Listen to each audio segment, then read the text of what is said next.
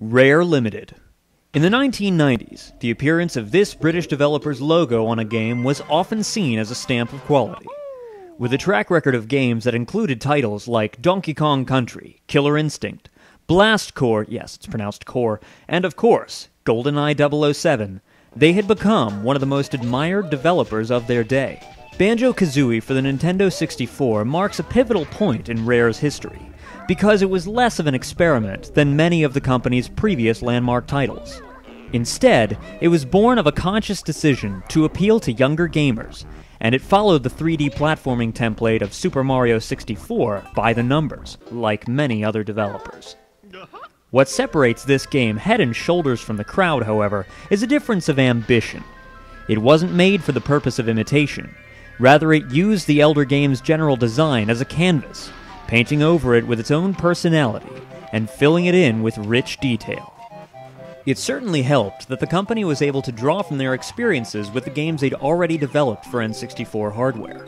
And as a result, the game was extremely well optimized, and was the best-looking game on the system at the time of its release. Even though the different components of the game all followed beaten paths, their convergence created something with a unique voice, distinguishing itself through sheer craftsmanship and effort.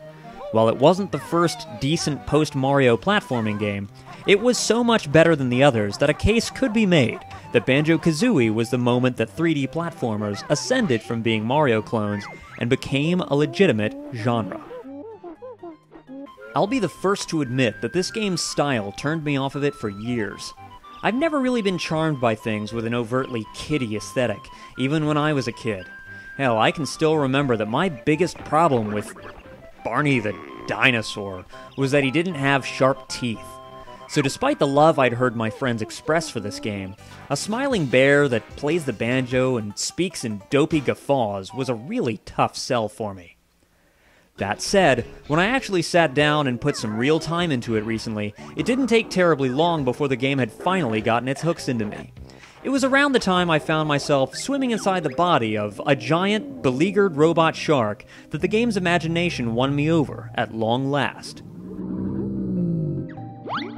Banjo Kazooie is certainly not the most innovative game of its day, and yet, it is one of the most well-made. In the year it came out, there were plenty of games that made bolder statements and took more risks, and at almost 2 years into the life of the Nintendo 64, Rare was perfectly content to just do a good job of what works. A product of a seasoned studio at the height of their skills, it represents the peak of the status quo, making it, as far as I can tell, the most 1998 game of 1998.